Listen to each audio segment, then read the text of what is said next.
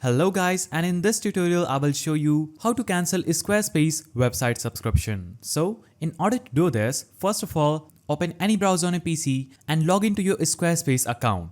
After you log in, you will see your dashboard. So the first step to cancel a subscription is clicking on the settings option just after your account. After you click on settings, you will see this page. On this page, navigate to the billing section under this left dashboard.